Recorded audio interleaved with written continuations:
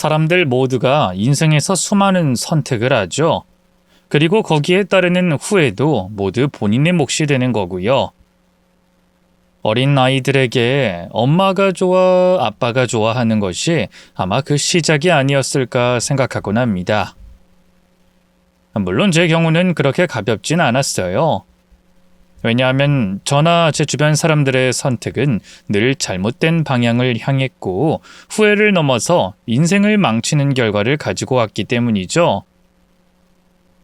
오늘은 어째서 평범하기만 했던 제 결혼은 파탄이 났고 아이까지 잃어버리게 됐는지 솔직하게 말씀드리고 싶어서 이렇게 글을 쓰게 됐습니다. 부디 끝까지 들어주세요. 저는 현재 나이는 60대 중반의 여성이며 이혼 전까지만 해도 정말 큰 걱정 없이 살았습니다. 남편은 7급 공무원이었고 저는 가정주부로 있으면서 두 아들을 낳아서 키우고 있었고요. 딱 1살 차이로 태어난 큰아들 경석이와 작은아들 경훈이는 공부도 잘했습니다. 나이 차이가 별로 나지 않다 보니 서로를 경쟁자처럼 생각했고 둘 다 승부욕이 컸었거든요. 강요하지 않아도 스스로가 판단했고 학원도 직접 선택할 정도였죠. 그래서인지 실제로 제 주변 사람들은 별 걱정 없이 사는 저를 굉장히 부러워했었습니다. 아이, 경석이 엄마는 진짜 좋겠어. 세상 걱정할 게 하나가 없잖아. 남편은 공무원이라 직업도 안정적이고 다정하기까지 하고 또 자식들이 속을 썩이기래? 공부도 잘하고 거기에 떡하니 아들 둘을 낳았으니 시댁에서 얼마나 예쁨을 받겠냐고. 들어보니 시댁도 꽤 잘 산다며. 네, 아버님이 사업을 하시는데 좀 크게 하시거든요. 소문이 아니었네. 괜히 땅 부자 소리가 나오는 게 아니지. 아, 부럽다. 진짜 너무 부러워. 난 그 중에 하나만 가져도 소원이 없겠어. 진짜 자기처럼 딱 하루만 살아봐도 소원이 없겠네. 저 스스로도 결혼은 꽤 잘했다고 생각은 했어요. 제가 12살에 부모님이 사고로 같은 날 돌아가시고 친척집 전전하며 힘들게 살긴 했어도 결혼하고는 아무 걱정이 없었으니까 말이죠.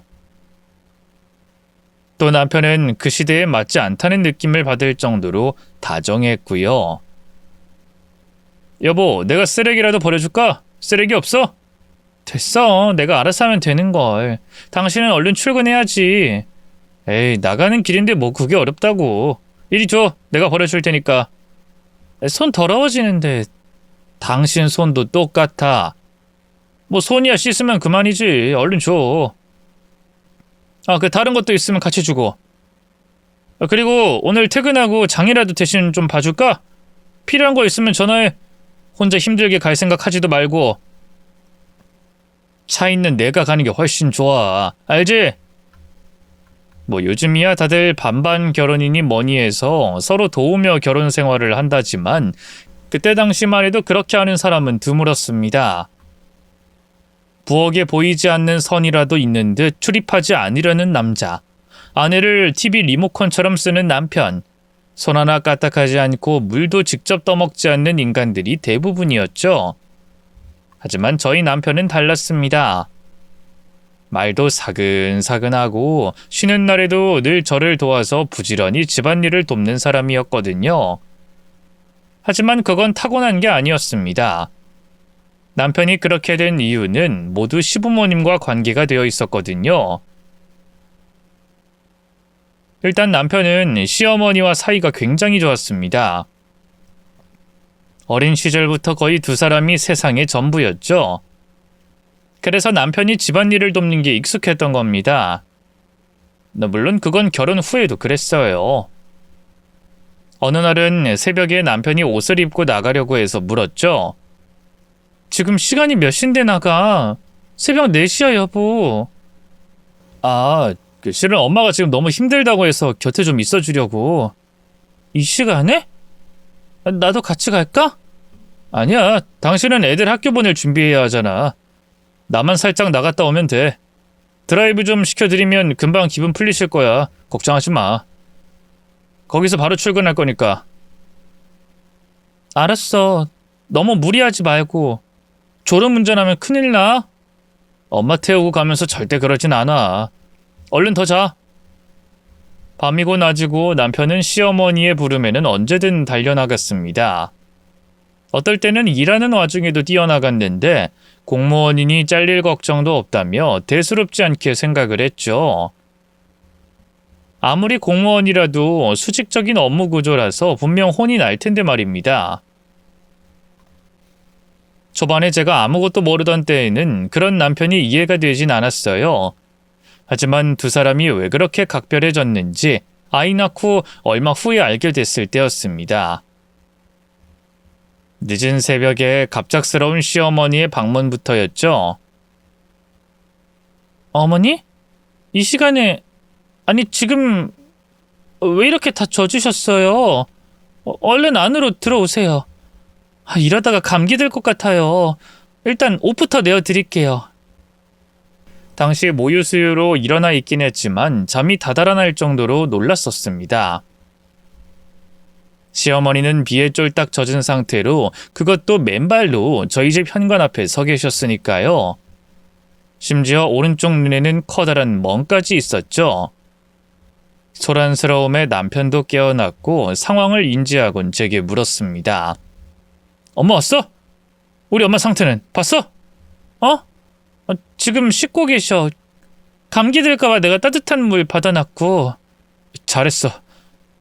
진짜 내가 그 영감탱이를 확 죽이든가. 여보, 이게 도대체 어떻게 된 일이야? 진짜 아버님이 그랬어? 남편은 제 말에 한숨을 푹 쉬면서 인상을 쓰며 대답했죠. 아버지가 의처증이 좀 심해. 엄마가 조금만 밖에 나가면 늘 이런 식으로 하셔. 뭐? 어머니를 때린다는 거야?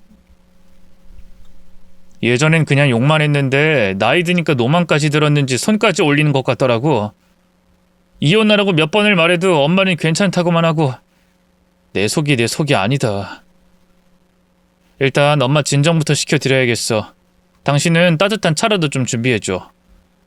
그래, 내가 그건 알아서 할게. 나중에 진정된 시어머니가 집으로 돌아가시고 자세한 내막을 듣게 됐습니다. 시아버지의 의처증은 남편이 7살부터 있었다고 하더군요. 뭐 어릴 때야 그저 시어머니 곁에서 위로해주는 게 전부였지만 머리가 큰 뒤로는 시아버님과 싸움 직전까지 갈 정도로 나빠졌던 겁니다. 그러다가 저도 작은 아이인 경훈이를 막 임신했을 때 두 사람이 싸우는 걸 직접 보게 됐고요. 그날은 시아버님 생신이었어요. 오랜만에 가족 행사기도 해서 그날은 시어머니가 발목까지 오는 원피스에 옅은 화장을 하고 있었죠. 시아버지 생신 축하 선물까지 직접 포장해 와서는 전달해 주시는 시어머니의 모습은 꼭 18 소녀처럼 보였습니다. 헌데 시아버지는 그런 시어머니를 아래 위로 훑어보더니 시비를 걸더군요. 다 늙어서도 그렇게 치렁치렁한 치마 입고 엉덩이를 흔들어야겠어? 왜? 내 생일날에도 남자 만나러 가고 싶어서 그래? 그저 남자라면 미쳐가지고 그러자 남편이 성질을 냈죠. 아버지, 그만 좀 하실 수 없으세요? 어떻게 하루라도 그냥 넘어가는 법이 없냐고요? 나도 넘어가고 싶다. 그냥 조용히 살고 싶어. 내가 오죽하면 이러겠냐고. 근데 네 엄마 하는 꼴을 봐라. 내가 그냥 넘어가겠는가? 내 생일까지 내 속을 뒤집어 놓는 건 네 엄마야.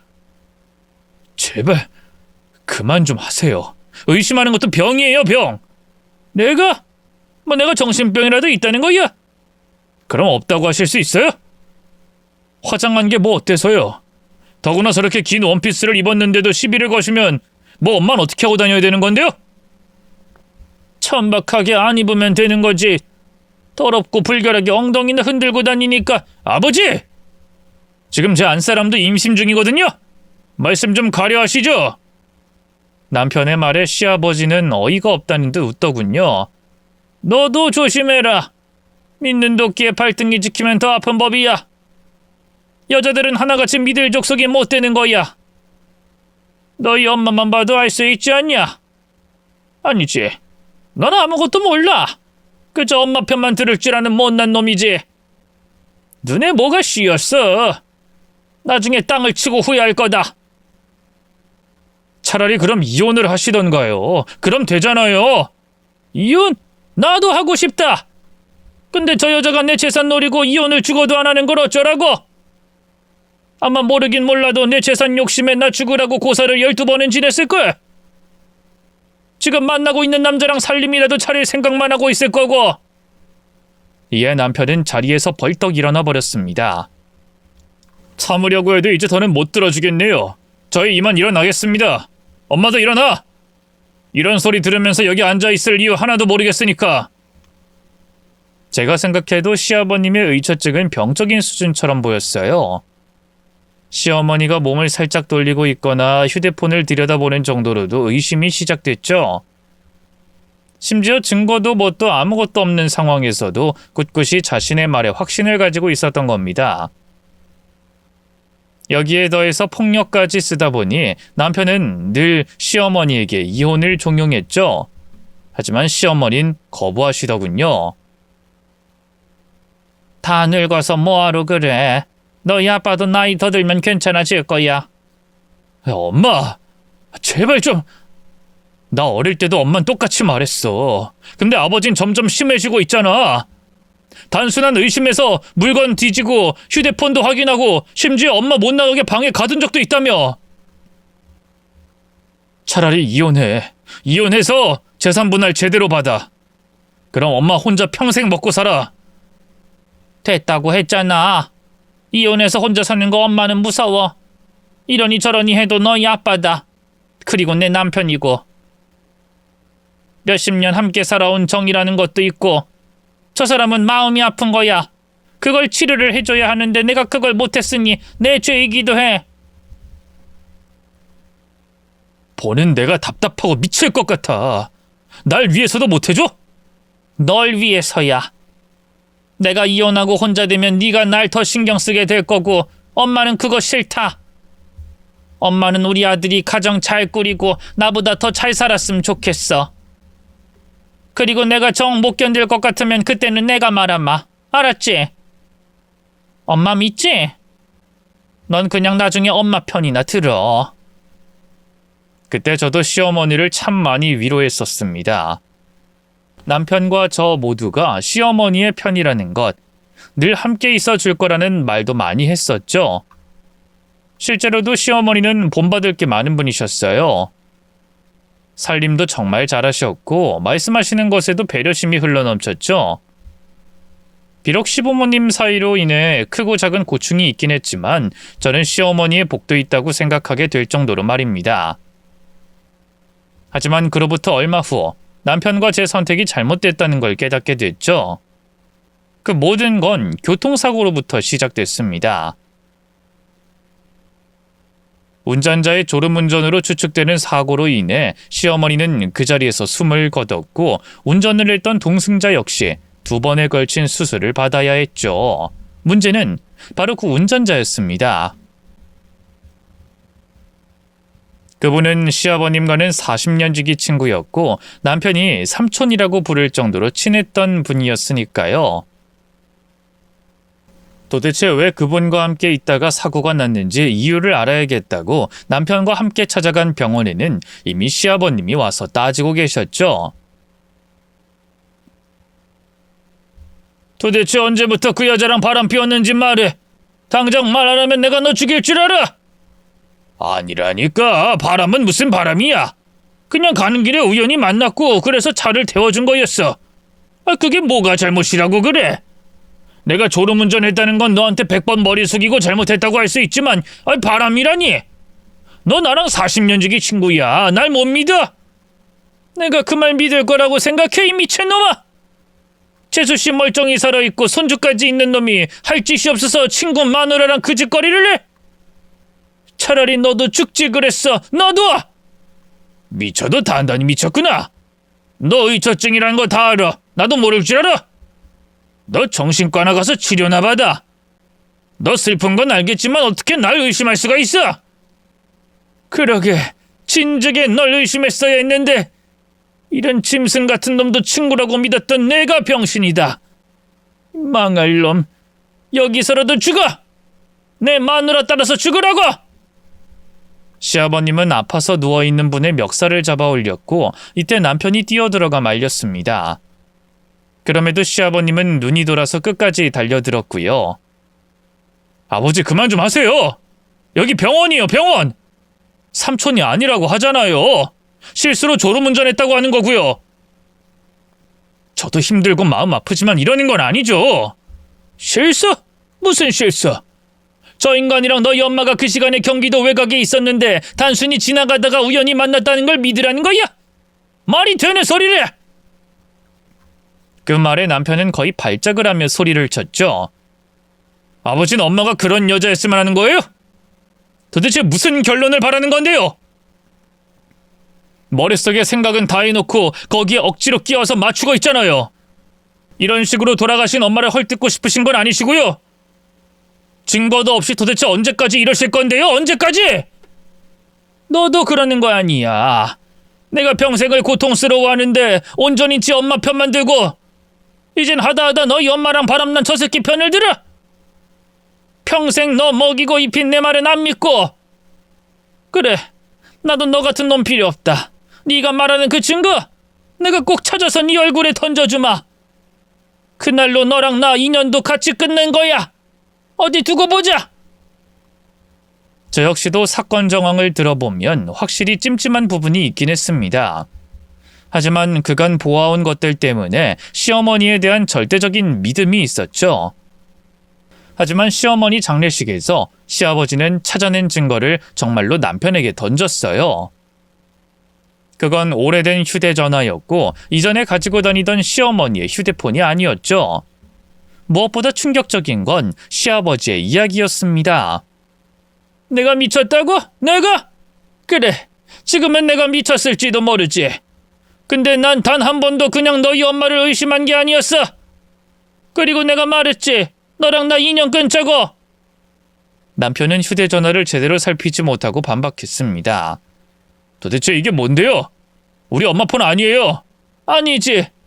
어떤 다른 놈 명의로 되어 있는 걸 확인했으니까. 그리고 내가 그걸 하루 종일 다 읽었고 또 읽다가 알아낸 건 딱 하나였어. 너! 내 친자식 아니더라. 아버지! 어쩐지 태어났을 때부터 정이 안 가더라니. 차라리 잘 됐어. 너 늘 네 엄마한테 이혼하라고 나랑 아예 절연하라고 노래를 부르지 않았니? 변호사 선임했고 친생자 관계 부존재 확인 소송할 거야. 너도 늘 바라던 거니까 너희 엄마가 어떤 여자였는지 꼭 확인해봐라. 도대체 그게... 장래도 네가 알아서 해라. 난 죽어서도 절대로 저 여자 용서 못하니까. 괘씸한 놈. 장례식 분위기는 최악이었습니다. 남편은 장례식에서 슬픔을 추스를 겨를도 없이 오래된 휴대폰을 뒤적거려야 했죠.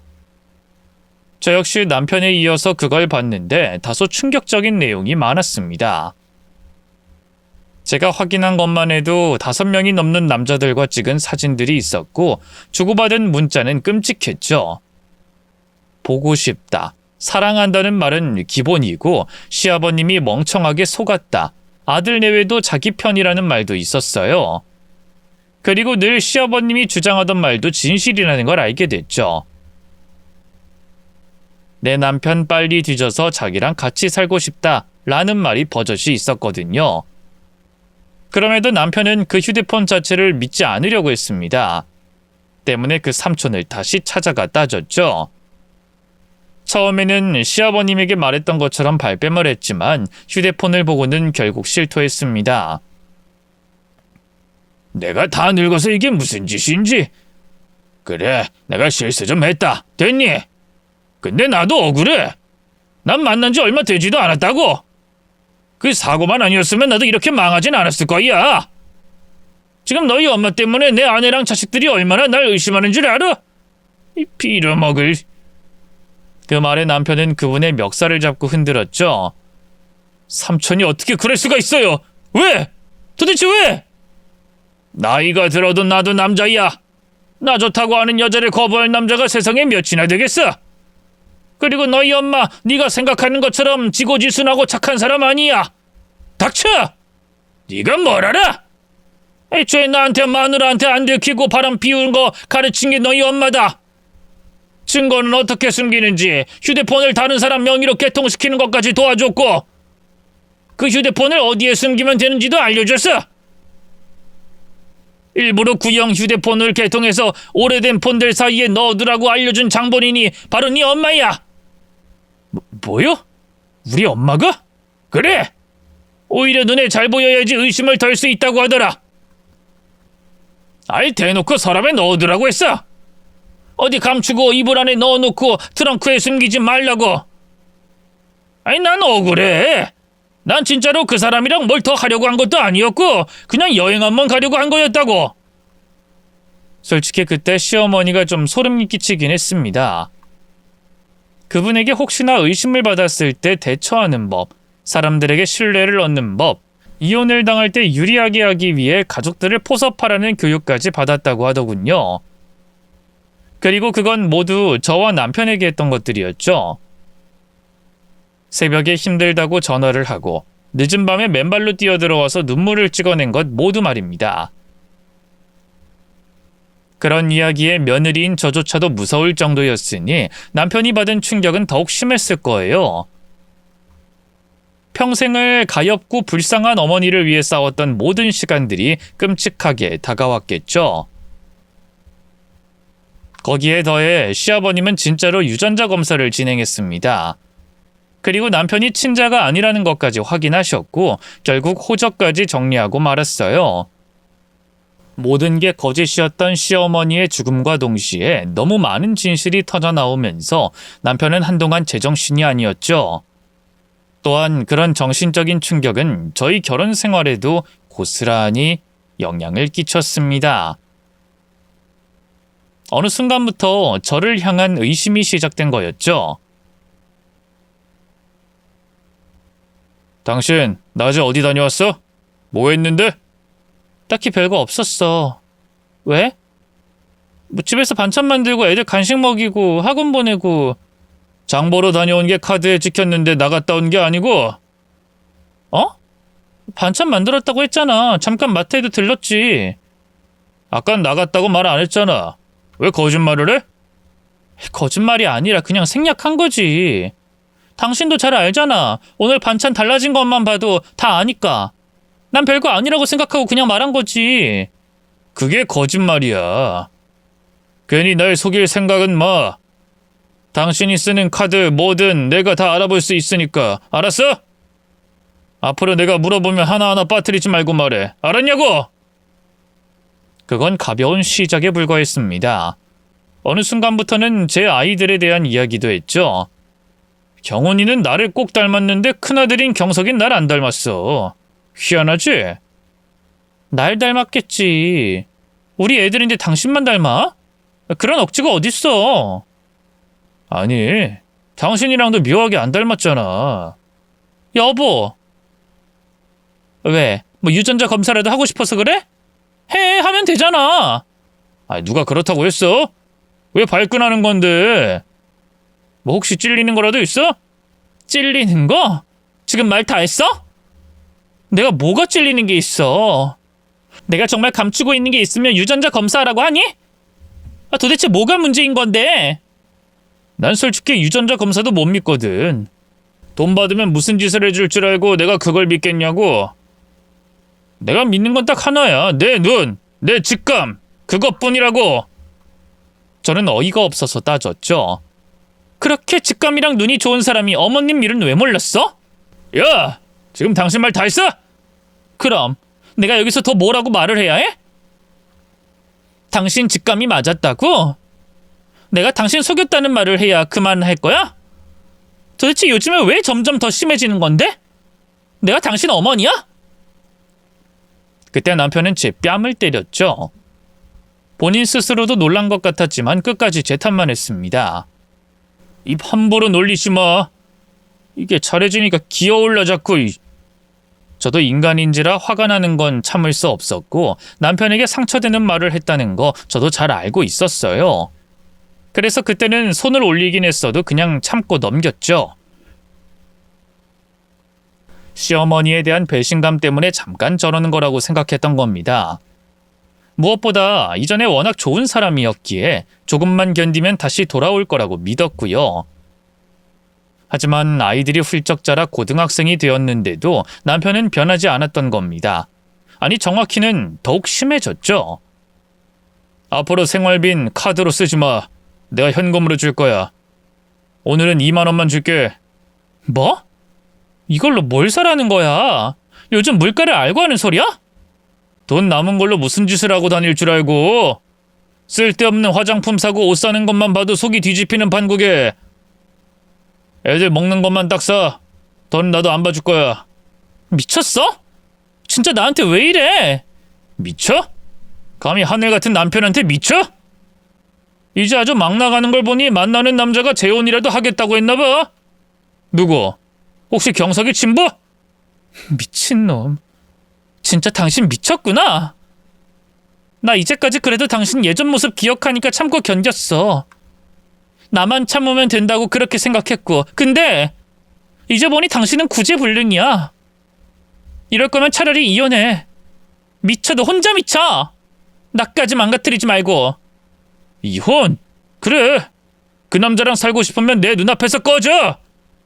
나도 당신 꼴 안 보고 의심 안 해도 되니까 오히려 좋지. 당장 하자고, 이혼. 내가 뭐 손해라도 볼 것 같아? 밖에서 돈 한 번 벌어본 적 없는 주제에 어디 한번 잘 살아봐. 현실적인 부분이 걸리는 건 저 역시 마찬가지였습니다.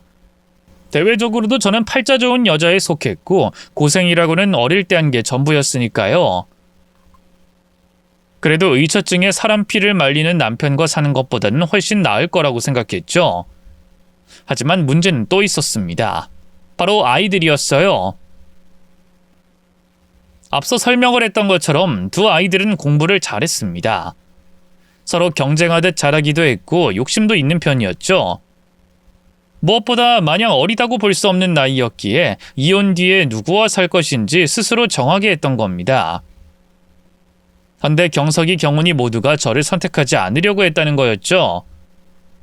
저는 이혼보다 그게 더 충격적이었습니다. 큰아들인 경석인 이렇게 말했죠. 이혼이 엄마 잘못 아닌 것도 알고 아빠가 이상하다는 거 충분히 알아. 근데 나 이제 대학 입학도 생각해야 될 나이야. 단순히 누구 편에 들겠다는 게 아니라고. 현실적으로 이혼하면 엄마가 뭐가 있어. 재산 분할 받았다고 하더라도 그렇게 큰 액수 아니잖아. 할아버지도 아빠 손자란 마당에 아빠는 그저 공무원일 뿐이라고. 경석아, 아무리 그래도 엄마가 너희들만은... 제발 현실적으로 생각해. 내 주변에 부모님 이혼한 애들 많아. 다들 한다는 소리가 좀 더 경제력이 있는 쪽으로 갔어야 한다고 하더라. 이혼하더라도 영영 못 보는 것도 아니잖아. 큰아이 말도 제 가슴에 상처를 줬지만 경훈이는 더 심하게 말했습니다. 나도 형이랑 생각은 같아. 아빠는 공무원인데 엄마는 아니잖아. 그리고 난 솔직히 엄마가 이혼을 하는 게 이해가 안 돼. 뭐? 너희 아빠가 엄마한테 어떻게 했는지 알면서 그래? 아, 몰라. 내가 어떻게 다 알아. 그냥 엄마가 좀 참지 그랬어. 가뜩이나 공부한다고 힘든데 내가 엄마랑 아빠 싸우는 것도 봐야 해? 다른 애들은 부모님들이 그렇게 공부하는 거 돕고 신경을 쓰는데 우리 집은 이게 뭐냐고. 진짜 최악이야. 경훈이, 너 어쩜 엄마한테 그렇게 말할 수가 있어? 엄마도 이기적으로 결정한 거잖아. 그러니까 나도 그렇게 결정할 거야. 난 아빠가 이전부터 훨씬 좋았어. 한편으로는 아빠가 이해도 되고. 그러게 엄마가 행동을 좀 더 조심했었어야지. 아빠가 의심 안 하도록 좀 더 조신하게 다녔으면 됐잖아. 저는 이런 상황이 제게 펼쳐질 거라고 전혀 예상을 못했습니다. 제가 잘못한 것도 없는데 경제적인 능력이 없다는 이유로 자식들에게 외면당할 거라는 걸 말이죠. 하지만 그보다 더 큰 문제가 또 있었어요. 바로 남편이 자신을 꼭 닮은 작은 아들인 경훈이만 원했다는 겁니다. 그러게 당신이 좀 잘하지 그랬어. 어떻게 애들이 둘 다 날 선택하게? 다른 남자들 만나러 뻔질나게 나가 있으니 애들이 엄마한테 정이 없는 거지. 어쨌든 난 경훈이만 데리고 갈 거야. 경석인 얼굴 볼 때마다 징그러우니까 친부가 누군지 상상만 해도 끔찍해. 끝까지 그렇게 말할 거야? 경석이도 당신 자식이야. 유전자 검사해서 알잖아. 내가 말했잖아. 난 그런 거 안 믿는다고. 경석인 당신이 알아서 해. 아님 내가 말해줄까? 됐어. 그냥 내가 알아서 할 테니까. 당신은 나한테 조금이라도 미안하면 입 다물어. 이런 이유로 큰아이가 상처받을까봐 저는 악역을 자처해야 했어요. 그저 애들은 각자 한 명씩 맡기로 했으니 그렇게 알라는 식으로 말입니다. 일종의 통보였죠. 하지만 그런 이유로 저는 경석이의 모든 원망을 다 받아내야 했던 겁니다.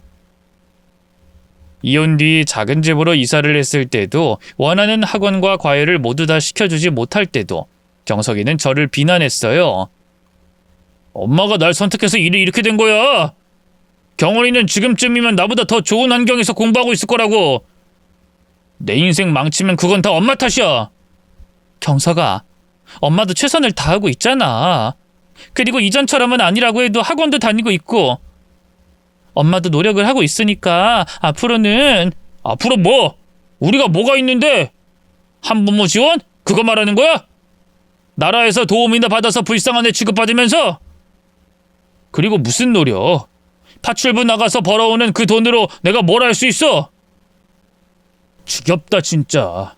나중에 엄마 늙으면 그 부담은 다 내가 지는 거잖아. 너희 아빠는 안 늙어? 왜 엄마한테만 그렇게 말을 해?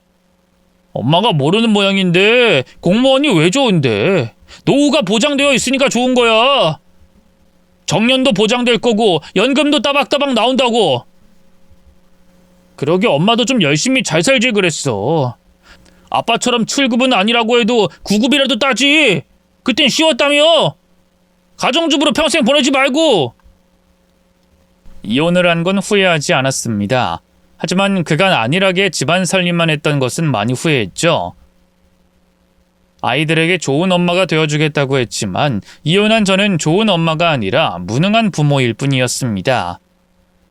그래서 그 당시에 저는 정말 죽기 살기로 노력을 했죠. 손에는 물집이 잡히고 허리에 파스를 달고 살아도 경석이 하나만큼은 잘 키우려고 했던 겁니다. 다행히 완벽하진 않아도 얼추 평범하게 잘 키웠고요. 하지만 경석이는 불만이 늘 있었죠. 지금쯤 경훈이는 뭐하고 살까?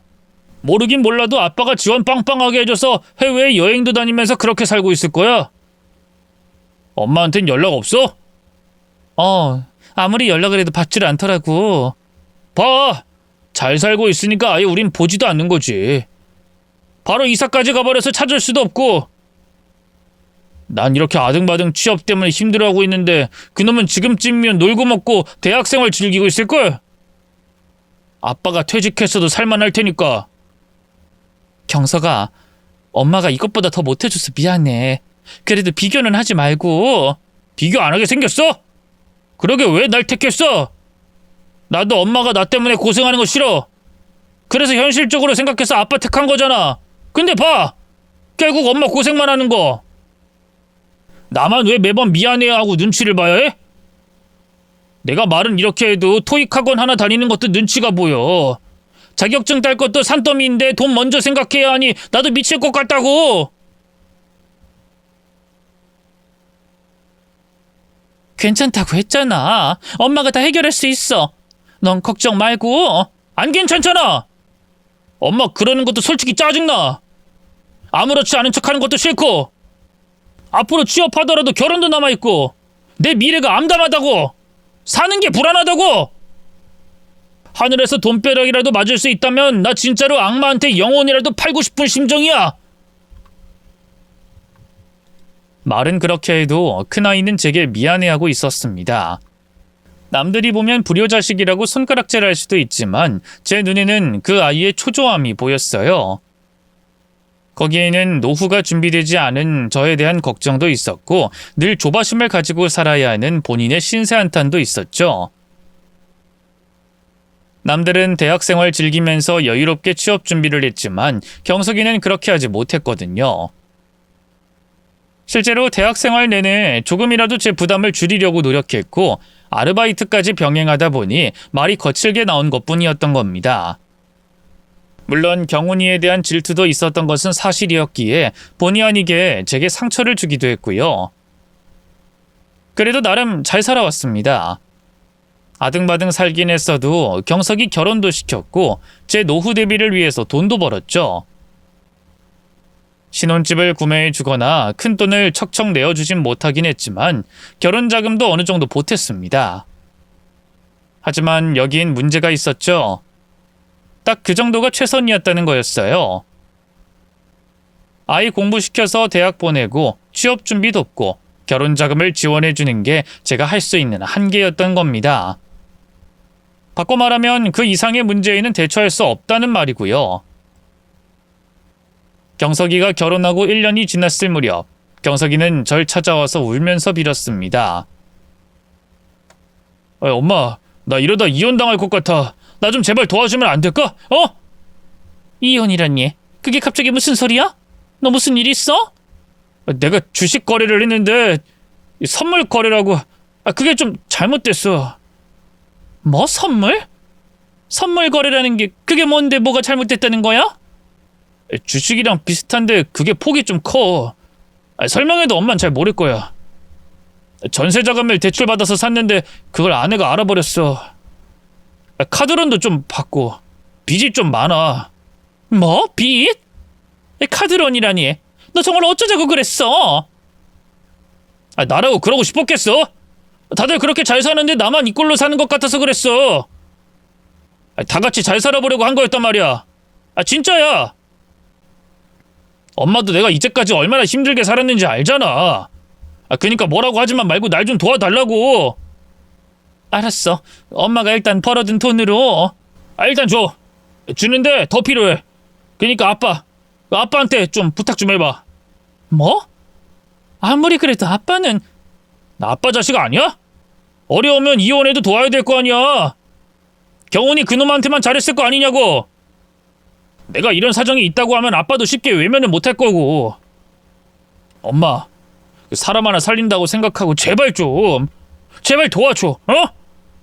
내가 복구할 거야. 진짜라고. 의처증으로 제게 손까지 올리던 남편을 10년이 넘어 찾아가는 것 자체가 끔찍했습니다. 더 솔직히 말하면 그러지 않으려고 이를 악물고 살아왔기에 자존심이 상했죠. 그럼에도 제가 당장 해결할 수 없는 금액이었고 아들을 위해서 그 정도는 감수할 수 있다 생각했네요. 그렇게 남편의 일가 친척들 지인들을 통해 겨우 남편이 살고 있다는 주소를 손에 넣을 수 있었습니다. 그런데 그 주소가 전 이해가 되지 않았어요. 강원도 정선이었기 때문이죠. 속으로 어디 몸이 안 좋아서 요양을 간 건가 하는 생각을 하고 길을 나섰습니다. 그런데 도통 주소를 찾을 수가 없었어요. 애초에 주소가 맞는지 의문이 들 정도로 허름하고 외진 곳이었으며 제 눈에는 온통 쪽방촌으로 보였던 겁니다. 결국 몇 시간을 돌아다니다가 발길을 돌리려고 했어요. 아무리 생각해도 주소가 잘못됐다고 확신한 거였죠. 공무원을 퇴직했다고 해도 7급으로 오랜 세월 근무했던 남편이 이런 곳에서 살 거라는 상상도 들지 않았거든요. 그런데 발길을 돌리려고 했던 바로 그때 뒤에서 누군가 불렀죠. 경훈 엄마, 당신이야? 저는 고개를 돌렸고 순간 누군가 했습니다. 제대로 씻지도 않은 것 같은 얼굴과 어울리지도 않는 옷을 겹겹이 껴입고 있는 남자의 얼굴을 유심히 보자 제 남편이라는 걸 알았죠. 여보? 당신이 정말 여기에서 살고 있었어? 뭐 그렇게 됐어. 근데 여긴 어쩐 일이야? 만약 그 상태로 길을 가다가 남편을 봤다고 해도 저는 절대로 알아보지 못했을 겁니다. 저와 떨어져 있던 시간이 15년이었는데 한 40년은 혼자 늙어 있는 것 같았거든요. 바짝 말라 있어서 눈은 움푹 들어가 있었고 눈빛 자체도 이전과는 달랐죠. 본인도 그걸 아는지 얼굴을 최대한 감추려고 한 손으로 얼굴을 반은 가리더군요. 그래도 저는 침착하게 반응했습니다. 당신 어디서 살고 있어? 주소를 봐도 모르겠는데. 앞장서 할 말 있으니까. 알았어. 집이 좀 누추하긴 하지만 일단 따라와. 남편이 살고 있다는 집은 정확히 집이라고 부를 수도 없는 수준이었어요.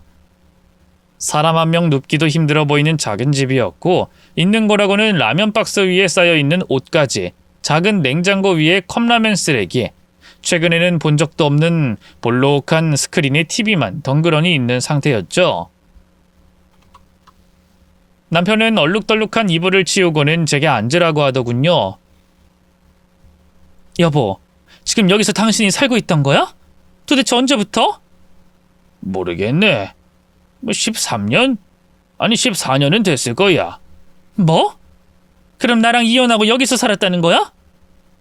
아니지, 올해로 15년이잖아. 경훈이는 어딨어? 경훈이도 여기서 살고 있는 거야? 도대체 왜? 말해주면 그럼 나한테 뭘 줄 건데? 지금 그걸 말이라고 해? 당신 미쳤어? 도대체 어쩌다 당신이 여길 들어와서 사냐고? 아니, 그런 건 필요 없고 경훈이 어디 있는지 말해. 나도 잘 몰라. 말하기도 싫고. 돈 빌리러 간 그곳에서 제가 돈을 꺼내게 될 줄은 몰랐습니다. 헌데 돈을 꺼내자 술술 다 이야기하기 시작했죠. 이혼하고 친구들과 머리를 식히겠다고 카지노를 처음 방문했다고 해요. 그리고는 순식간에 거액의 돈을 따게 됐다고 합니다. 그때부터 취미로 몇 번씩 오가다가 정신을 차렸을 때는 가지고 있던 재산 전부를 날렸다고 하더군요.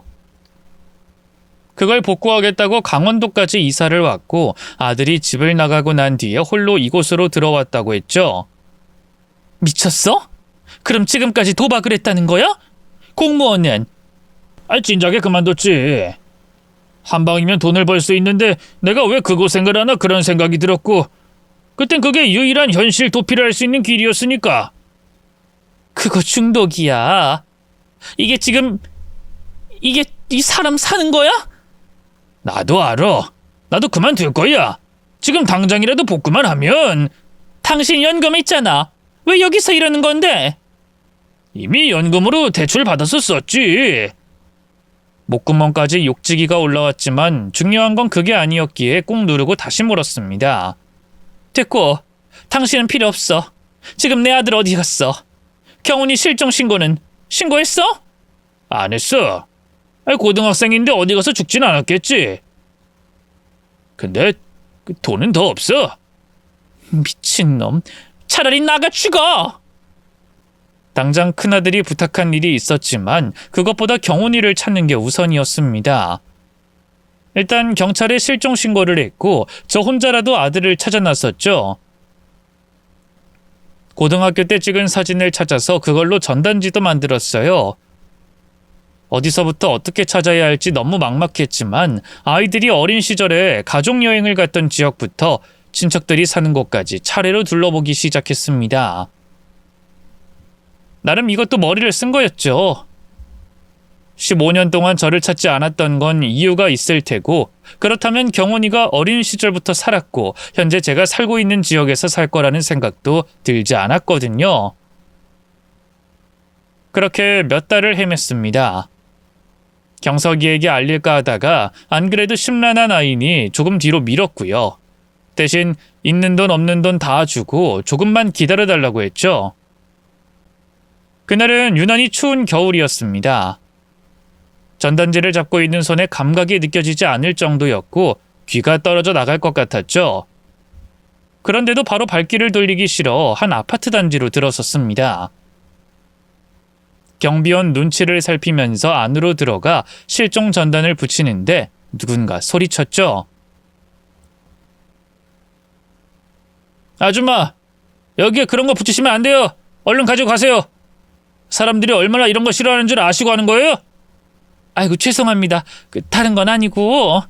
저는 고개를 깊이 숙이며 사과를 하고 사정을 설명하려고 고개를 들었습니다. 헌데 그와 동시에 들고 있던 전단지를 바닥에 와르르 쏟고 말았죠. 경비원은 한숨과 함께 전단지를 집어들었고 동시에 저와 눈을 마주쳤습니다. 저는 얼굴을 거의 다 감싸고 있는 모자를 벗고 목도리를 내렸죠. 그 경비원이 바로 제 아들이었던 겁니다. 경훈아. 엄마 맞아? 너 왜 여기서 이러고 있어? 도대체 엄마 속을 얼마나 더 썩이려고 이놈아? 경훈이는 눈물을 터뜨리면서 제 품에 안겼죠. 미안해 엄마. 진짜 내가 미안해. 엄마 왜 이렇게 작아졌어? 왜 이렇게 말랐어 속상하게? 이게 다 너 때문이야. 너 왜 연락도 안 했어? 왜? 내가 엄마한테 그따위로 말을 하고 어떻게 돌아가. 내가 선택한 거니까 난 책임을 져야 했어. 나도 양심이라는 게 있다고. 엄마한테 상처 좀 버리라고 생각하면서. 상처? 이게 너 상처야. 이게 너 부모 가슴에 대못을 박는 일이라는 걸 왜 몰라? 미안해 엄마. 내가 병신이었어. 내가 잘못했어. 엄마 너무 보고 싶었어. 이건 진짜야. 정말 너무 많이 보고 싶었어. 엄마랑 가자. 지금이라도 우리 집에 가자. 응? 가지 않겠다는 아들을 겨우 설득했고 일을 그만둘 때까지 기다렸죠. 그렇게 며칠 동안 감정을 추스르고 저희 집으로 돌아가게 되었고요. 그 사이에 과거에 있던 이야기도 듣게 됐습니다. 아버지와 살겠다고 호기롭게 집을 나왔을 때까지만 해도 별 문제가 없었다고 해요. 하지만 어느 순간부터 그 인간이 집으로 들어오지 않았다고 했죠. 바로 그 시기에 도박에 완전히 빠졌기 때문이었고요. 그렇게 혼자서 거의 1년을 아버지와 중독 문제로 싸웠지만 포기하고 그대로 집을 나왔다고 했죠. 때문에 고등학교 졸업도 못했다고요. 듣기만 해도 마음 아픈 그 이야기를 들으며 집으로 돌아갔는데 저희 집에 경석이가 기다리고 있었죠. 하지만 정작 동생인 경훈이는 눈에 보이지도 않는지 제게 소리를 질렀습니다. 왜 이렇게 연락이 안 돼? 도대체 어딜 갔다 갔냐고? 내가 엄마 때문에 이혼까지 당했다는 거 알아? 근데 지금 내 눈앞에 경훈이를 끌고 와? 이런 상황에? 경석아, 엄마가 미안한데 이건 다 사정이 있어서. 돈 줬잖아. 사정? 엄마 진짜 해도 너무하다는 생각 안 들어? 왜? 내가 빚까지 지고 이렇게 사니까 갑자기 경훈이가 보고 싶기라도 했어? 그래서 이 집까지 끌고 들어온 거냐고? 나한텐 해준 것도 없으면서. 그리고 그 푼돈으로 내 돈 복구 못한다고 몇 번을 말해? 그때 경훈이가 경석이에게 순식간에 들려들었고 둘은 뒤엉켜서 다투기 시작했죠. 제가 소리를 지르면서 두 사람을 떨어뜨리려고 했지만 경훈이는 자기보다 덩치도 큰 경석이를 밀어붙였고 결국 얼굴을 몇 대 때렸습니다. 그리고는 씩씩거리면서 일어나서 말했죠. 형은 엄마한테 그런 말 하면 안 되지. 설마 아직까지도 엄마를 원망해? 나이가 몇 살인데 아직도 그러고 살아? 이 병신 새끼야. 야, 내가 누굴 원망하든 무슨 상관이야? 정 좋으면 네가 여기서 살지 그랬어. 그래, 그럴 걸 그랬네. 그랬으면 내 인생이 이렇게 꼬이진 않았어. 형, 잘 들어. 엄마가 형을 택한 게 아니라 아빠가 형을 버린 거야. 형 상처받을까봐 엄마가 아무 소리 안 한 거 대충 짐작은 가는데 이렇게까지 엄마를 막대할 줄은 몰랐네. 그리고 형이 만약 아빠를 따라갔으면 아마 지금쯤이면 형 죽었어. 나니까 견디고 살았던 거야. 뭐? 도대체 그게 무슨... 이때 경원이는 팔을 걷어 경석이 눈앞에 들이댔습니다. 저도 너무 놀라서 입을 막았죠. 경훈이의 손목에는 칼로 그은 것 같은 긴 흉터가 있었어요. 아빠 도박 중독 고치려고 그 인간 눈앞에서 그었어. 경찰에 신고는 해주더라. 물론 병원에는 오지 않았지. 원정 도박하러 필리핀으로 떠나는 날이었으니까. 난 그날로 집을 나갔고 고등학교 졸업도 못했어. 근데 형이 이렇게 살면서 엄마를 원망해? 이에 경석이도 충격을 받았는지 덜덜 떨었죠. 나는 네가 잘 살고 있을 거라고... 아니 정말이야 진짜로. 오면서 이야기 들었어. 형 선물 거래했다고. 엄마는 선물 거래가 뭔지도 모르는 것 같은데 형 중독된 거 맞지? 솔직히 까놓고 말해. 엄마한테 받아간 돈 다 날렸고 이혼까지 당한 거면 중독 맞잖아. 말해, 이 빌어먹을 새끼야. 저는 가슴을 쓸어내리며 물었습니다. 무슨 중독? 뭔데? 도대체 왜 그렇게 화를 내는 건데? 선물 거래는 보통 주식 거래랑은 차원이 달라. 엄마, 형 중독된 거라고. 유전자라는 게 진짜 무서운 게 중독에 잘 빠지는 부모를 뒀다면 그 자식들이 중독될 확률이 보통 사람의 3배는 넘는다고 하더라. 그니까 만약에 형이 그런 거면 아니야. 우리 경석이는 그냥 단순히 실수야, 실수. 저는 부정했지만 경석이는 무릎을 꿇고 울기 시작했죠. 그러더니 본인도 스스로가 절제가 되지 않는 것 같다면서 시작은 분명 저희 노후를 위해서 그랬었는데 나중은 아니었다고 솔직하게 털어놨습니다. 그리고는 경훈이에게 제발 도와달라는 말까지 했죠. 경훈이는 아버지 때문인지 그런 것에 면역이 있는 것 같았습니다. 일단 경석이를 병원에서 치료를 하는 걸 권하더군요. 처음에는 거부를 했던 큰아이는 다시금 경훈이의 흉터를 보더니 고개를 끄덕였죠. 인터넷 휴대폰도 다 압수야. 완전히 치료되기 전까진 전화만 되는 휴대폰으로 바꾸는 게 좋겠어. 형을 내가 돕는 건 아직 불법 도박은 안 하고 있기 때문이야. 만약 조금이라도 그런 거라면 그땐 나도 형 못 도와. 아니, 그 누구도 못 도와줘. 알았어, 알았다고. 치료도 받고 할게. 집에 가. 앞장서라고. 경훈이는 그날 경석이 집까지 찾아가 인터넷선을 다 끊어버렸고 컴퓨터까지 다 살펴보고는 그제야 안도를 하는 듯 했습니다. 들어보니 전 남편이 교통사고를 당해서 다리가 부러진 와중에도 인터넷으로도 도박을 하는 걸 봤다고 했죠. 또 잠깐이라도 짬이 나면 휴대폰으로도 하곤 했답니다. 늘 입으로는 그만하겠다고 했지만 본인 의지로는 못 끊는 게 도박이라며 경석이에게 경고했어요. 그리고는 집을 나오기 전에 찍은 전 남편이 살던 집의 사진을 보여줬죠. 그런 충격요법이 통했던 건지 경석이는 치료를 꾸준히 받기 시작했습니다. 그렇게 몇 달이 흘렀고 하루는 제게 이렇게 말하더군요. 엄마, 내가 그땐 정말 미쳤었나 봐. 엄마 탓이 아니라는 걸 알면서도. 늦었지만 그래도 엄마한테 고마웠다고. 날 잘 키워줘서 정말 감사하다고 말하고 싶었어. 진짜 미안해. 아니야, 엄마도 잘한 거 없어. 너한테 늘 부담만 줬을 거고. 나 진짜 열심히 다시 살아볼게. 취업도 다시 하고 빚도 내가 알아서 갚아볼게. 조금만, 진짜 조금만 기다려줘. 엄마가 나 키운다고 고생한 15년 내가 꼭 보상해 줄 거야, 꼭! 딱히 보상을 바란 것도 큰 기대도 하진 않았습니다. 그저 영영 잃어버린 줄 안 작은 아이가 다시 집으로 들어왔고 큰애가 정신을 차렸다는 사실에 감사할 뿐이었죠. 그래서 저는 원래 살던 집까지 옮기면서 그 빚을 조금이라도 청산해줬고 두 아이들을 위해서 더 열심히 일도 했습니다. 물론 경훈이와 경석이도 마찬가지였죠. 잠을 제대로 자고 있는지 의심이 될 정도로 밤낮으로 일만 하더군요. 그렇게 딱 2년을 죽어라 일만 하더니 마침내 두 아이가 합심해서 사업을 시작했습니다. 공간 인테리어 사업이었어요.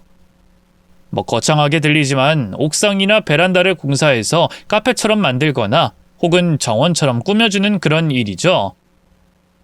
근데 운이 참 좋았습니다.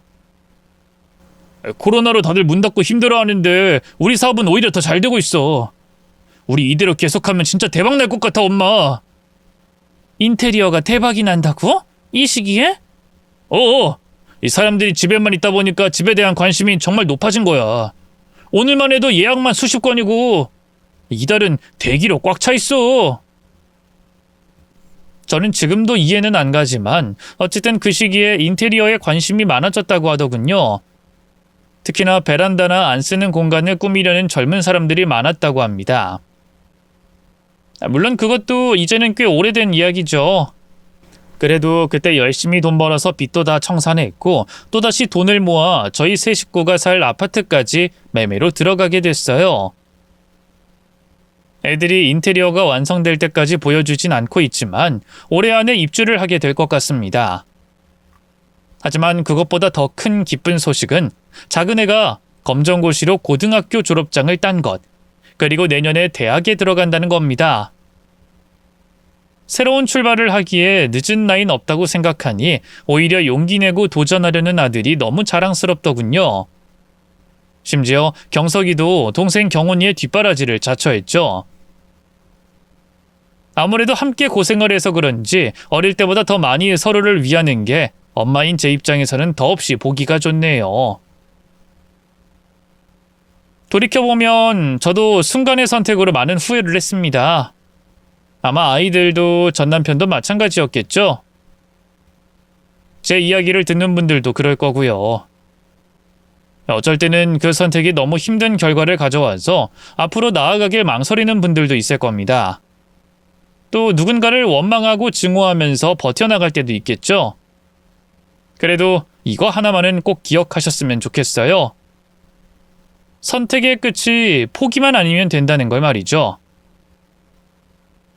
설령 자신의 인생의 최악의 사건만 기록된다고 하더라도 그럼에도 불구하고 라는 말만 있다면 다시 또 다른 이야기가 쓰여질 거라는 겁니다. 저 역시 몹시 힘들었지만 그럼에도 불구하고 행복해졌다 라는 말이 마무리가 될 수 있도록 저도 앞으로 최선을 다해 살아가 볼게요. 저 그리고 제 두 아들 응원 많이 해주실 거죠? 이야기 들어주셔서 너무 고마워요. 모두 행복해지셨으면 좋겠네요.